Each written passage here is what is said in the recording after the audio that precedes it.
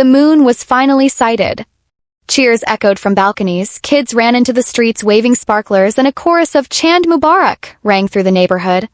The city had transformed in a matter of minutes. Lights flickered on, loudspeakers played knots, and every corner seemed to glow with sacred excitement.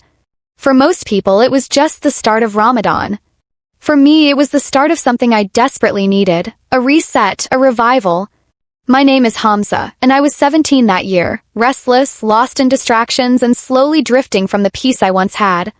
But when Ramadan arrived, everything changed. In our old part of Lahore, this month felt like magic. The air was heavier, softer somehow. Even the noise had a rhythm, like the city itself knew it was time to quiet down and reflect. The night of the moon sighting, our kitchen exploded into motion. Ami pulled out her Ramzan Wali spice boxes, Abu turned on the radio with his usual seriousness, and even my 10-year-old sister Shazel put on her mini apron and ran into the kitchen announcing, "I'll help with Sehri this time." I'm a big girl now. Her hair was tied up in two messy buns and she looked determined to stir something, anything. Around 1:30 a.m. a soft knock came at my door. "Hamza, bye." I heard her whisper. I opened the door to find her standing there, eyes sleepy but smiling. "Wake up. I'm fasting today, full day promise." She held up her little pink water bottle like it was a trophy. In the kitchen, Ami was rolling out parathas, her hands moving like poetry. Abu had placed dates neatly in a dish, muttering to himself about how the new announcer on the radio didn't pronounce the azan timings correctly. "Every year, same complaints," Ami teased him, and he just chuckled under his breath. Table was laid with khichdi, boiled eggs, yogurt, and freshly brewed chai. Not grand, but familiar. And that familiarity made it sacred. The TV buzzed in the background with Quran recitation and countdown graphics. Sehri ends in 08 minutes. The sound of ticking time mixed with the quiet chewing of food and soft clinks of spoons. In that silence, I looked at my family and realized we were lucky. We had this moment. Together. For Sehri, we prayed far in the living room, shoulder to shoulder. I peeked at Shazel during dua. Her small lips barely moved as she whispered, "Ya Allah, please give us the best Eid ever." I smiled. That kind of hope was rare, and in her tiny hands it felt powerful. I tried to get some sleep before school, but my mind wandered. I thought about the things I'd wasted time on, endless scrolling, arguing over nothing, chasing popularity that didn't matter. Maybe this Ramadan I could be better. Maybe. The school day dragged. My lips felt dry by 10 a.m., and the classroom fan rotated like it had no interest in helping anyone. A classmate offered me candy without realizing I was fasting. When I politely refused, he said, "Oh man, you're stronger than me." That hit different. Maybe I was. Back home, I walked into a symphony of sizzling oil and tangy fruit chaat aromas. Ami was deep-frying pakoras like a master chef, her dupatta tied back for action. "Hamza set the table," she said without even looking up. I knew better than to argue. Shazel sat nearby, peeling bananas with surgical precision and asking me every 2 minutes, "How much time is left now?" I showed her the clock, 38 minutes. 2 minutes later, she asked again. And again. But I didn't mind. This was her way of counting down the excitement, not the hunger. Abu was already dressed in white shalwar kameez, reciting Quran softly near the window. Sunlight filtered through the curtains, casting golden stripes across the room. There was a strange kind of silence in the air, not empty but expectant. At exactly 6:42 p.m. the azan began. Abu's voice overlapped with the call as he said, "Bismillah," breaking his fast with a date. We all followed. That first sip of water, it was like drinking light. That first bite of date like tasting mercy. We didn't speak much during Iftar. We just smiled, passed plates, and refilled each other's glasses. And in that quiet service there was love. Pure, unspoken love. Through Iftar, I stepped out onto the roof. The sky had turned a rich navy blue, and the stars were shyly beginning to appear. I looked up and whispered to the sky, "Let me hold on to this feeling. Just a little longer." 'Cause in that moment, Ramadan didn't feel like sacrifice. Felt like home. By the 5th day of Ramadan, the body had adjusted, but the soul had begun to awaken in ways I hadn't expected. There was something sacred about the silence that settled in our home during these days, the kind that didn't need to be filled. It was peaceful, like our hearts had synced to the rhythm of the fast. Our neighborhood had taken on a new personality. Streets were quieter during the day, but as Maghrib approached, the world came alive. Fruit vendors set up stalls full of gleaming apples, plump dates, and bright orange jalebis. Children zipped through the alleys shouting, "Ammi, 10 minutes Ray Gay Hain," as if the countdown to Iftar was a race. One afternoon, I sat in our drawing room with the Quran in my lap. I wasn't the religious type, not really. I didn't memorize surahs, and I certainly didn't lead prayers. But something about this Ramadan made me want to sit still, to understand, to connect. As I flipped through the pages, I stumbled on a verse that stopped me cold. Indeed, with hardship comes ease. I don't know why, but it stayed with me. That line felt like it was written just for me. For my confusion. For my internal chaos. For everything I hadn't said out loud. That evening, Ami announced we were invited to a community iftar at the mosque. "You're coming," she said, looking directly at me. "And wear something proper, not those ripped jeans." So I wore a simple white kurta and joined the crowd. The mosque courtyard was buzzing with families, rows of food laid out on white sheets. Men sat on one side, women on the other. Everyone waited silently as the sun dipped lower, hands cupped in quiet prayer. I sat beside a boy I didn't recognize. He looked younger than me, maybe 14. He had a faded shirt and dusty sandals, but his eyes, there was something sharp in them. "First time here?" I asked. He nodded. "Do you fast every day?" I added. "Only when we have enough to eat," he said without emotion. Then he smiled genuinely and said, "But Allah always sends something." I didn't know what to say. Before I could respond, the azan began and the crowd murmured Bismillah in unison. I handed him my glass of water first. He took it with both hands like it was the rarest thing he'd ever held. That night I couldn't sleep.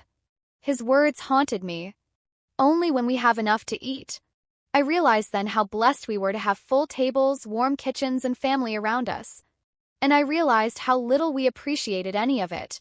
The next day, I asked Ami if we could pack extra food and drop it off at the mosque before Maghrib. She looked at me, slightly surprised, but nodded. "We'll make double today," she said with a smile that said she understood more than I'd said. We packed bags with samosas, dates, juice boxes, and rice and quietly dropped them off. No photos. No announcements. Just kindness passed from one hand to another. Later that week, a strange calm fell over our home. Abu had started reading Quran more often, Shazel had begun waking up for Farall on her own, and Ami's face had a glow that made me realize peace is something you wear without knowing. One evening, while setting the table, I noticed something different. There were 2 extra plates. "Guests?" I asked. Ami nodded. "Widow from down the street. Lost her husband last year. Her son's your age." When they arrived, the boy looked nervous. He wore a shirt that had clearly been worn too many times. But his eyes sparkled when he saw the table. He whispered thank you to Ami, but it felt like a whisper to the whole world. We didn't talk much during iftar. We just smiled, passed dishes, and made sure his mother had everything she needed. When they left, Ami placed her hand on my head and said, "This is Ramadan." That night, I went up to the roof again. The sky was full of stars and the breeze felt softer. I remembered the verse, "Indeed, with hardship comes ease." And I believed it more than ever.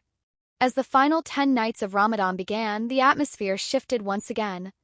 There was something sacred in the air, quieter than usual, heavier in a comforting way.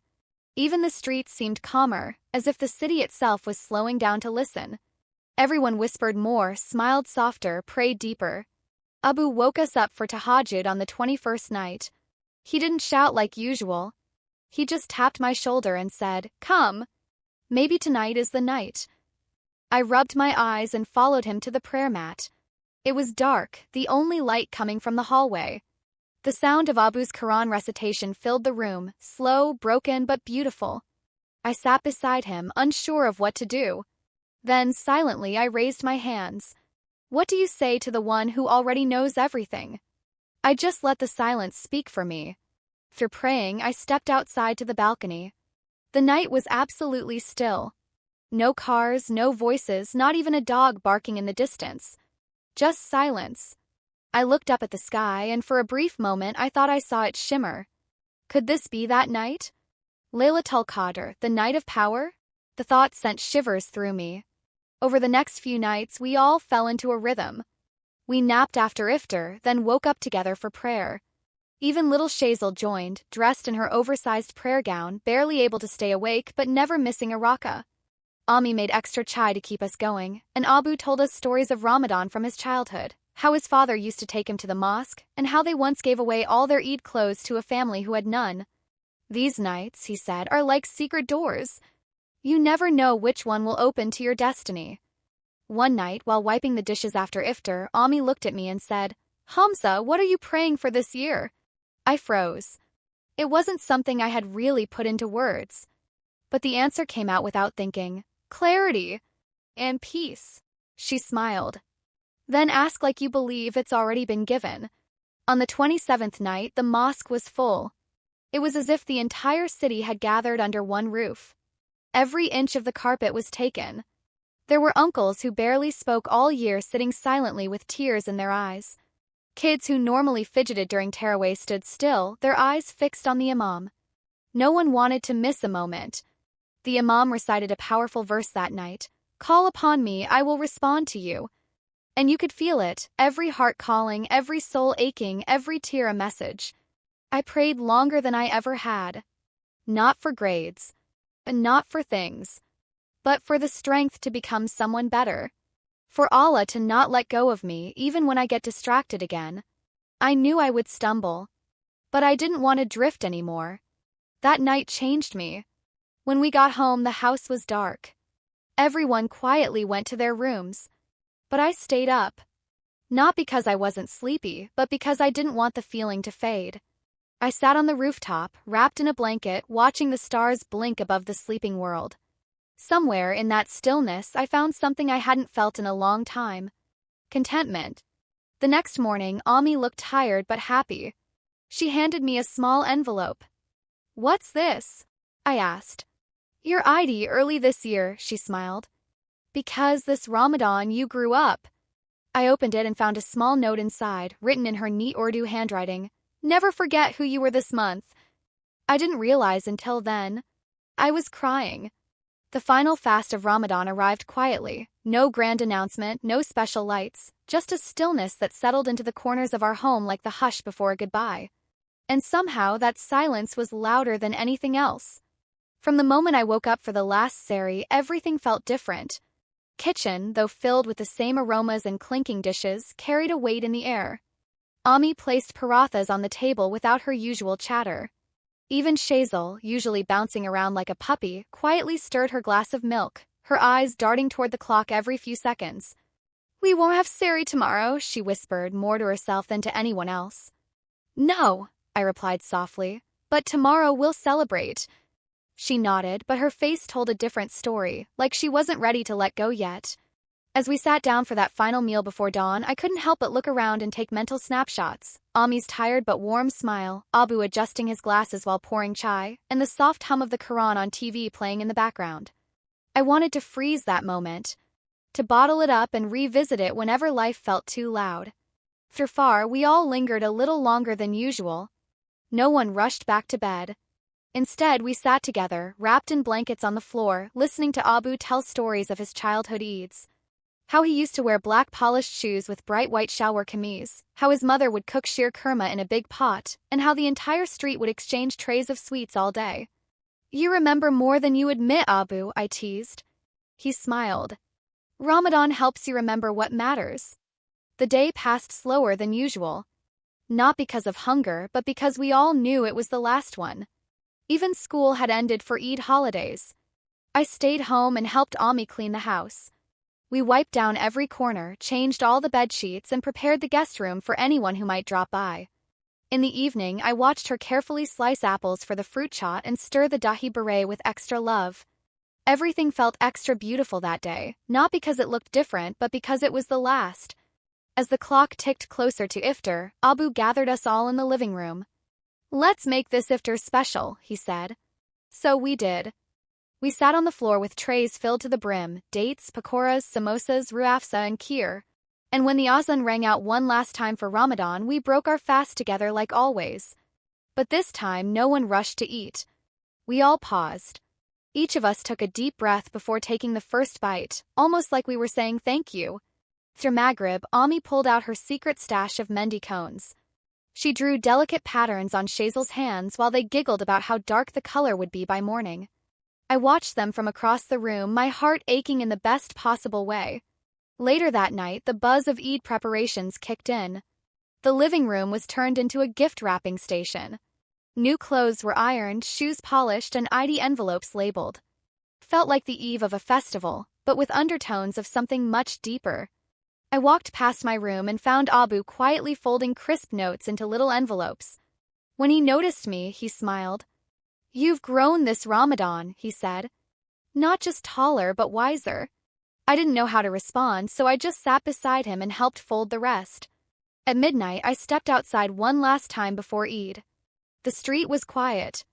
No kids, no music, no noise. Just the glow of fairy lights wrapped around balconies and the distant call of the final tearaway ending. I looked up at the stars. "Thank you," I whispered. "For the strength. For the stillness. For the family. For the peace."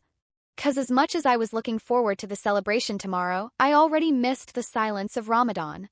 The morning of Eid felt like waking up inside a dream. The first rays of sunlight streamed through the windows, catching on the shimmer of fairy lights still glowing from the night before. The scent of fresh roses and sheer kurma filled the house. Somewhere in the background, a soft knot played on TV, setting the perfect rhythm for the day. I opened my eyes slowly, feeling something different, not just excitement but peace. The kind that sits quietly inside your chest and says, "You made it." Ami was already in the kitchen, wearing her teal silk dress, the ends of her dupatta trailing behind her like she was floating. Her hands moved fast, stirring, flipping, pouring, like she'd been preparing this morning for weeks. "You're up early," she said without turning around. "It's Eid," I smiled. "Can't sleep in today." I went to find Abu, who was adjusting his cap in front of the mirror. He looked years younger in his fresh white kurta pajama.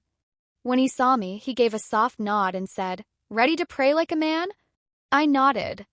We headed out for Eid prayer, joining the slow stream of men walking toward the mosque.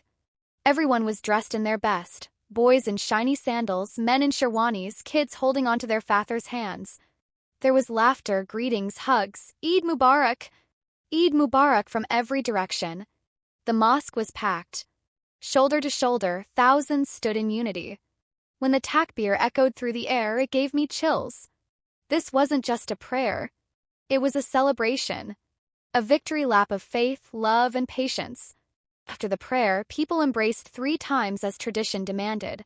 I hugged Abu tightly, and for the first time in a long time, he held on just a little longer. Back home, the house had transformed. Streamers dangled from every wall, trays of sweets covered every surface, and music played in the background. Shazel ran around in her new red frock, hands decorated with dark mendi, showing off her shiny bangles to everyone, even the cat. "I got 5 envelopes already," she squealed. "Where's mine from you, Bai?" I laughed. "You'll have to earn it." She frowned dramatically and stormed off, only to return with a handmade card that read, "Best brother ever." I gave her double Eidi. As guests began arriving, cousins, uncles, neighbors, the house filled with the sound of doorbells, laughter, and the clink of chai cups. Every plate was passed around with love. Every hug came with warmth. Every moment felt like a tiny blessing wrapped in color. Ami served sheer kurma with a pride usually reserved for royalty. "Secret recipe," she'd say to every guest. No one ever questioned her. In the middle of the chaos, I stepped into the living room and paused. Just for a second. I watched everyone. Abu laughing with his cousin. Ami pouring chai into tiny glass cups. Shazel giving her friend a tour of her mendi. Cousins playing Ludo on the floor. Sweets being handed from one person to another without even asking. And for a moment, the noise faded. It was just me and a silent realization. This was the gift. Yes, we fasted. We prayed. We gave. We reflected. But this, the togetherness, the joy, the love, it was the answer to every quiet prayer we'd whispered during the nights of Ramadan. It wasn't about what we ate or what we wore. It was about who we became. Later that evening, as the last guests left and the sun dipped low again, I returned to the rooftop. The sky was a deep shade of orange. The stars were beginning to peek through. And I thought back to the first night of Ramadan when I had whispered, "Let me hold on to this feeling." Now, standing there, a breeze brushing against my face, I whispered something else. "Thank you for letting me feel it again. 'Cause some blessings aren't loud. They don't come with fireworks. They come in quiet mornings, simple meals, and the smile of your little sister asking for Eidi. And those are the ones worth holding on to."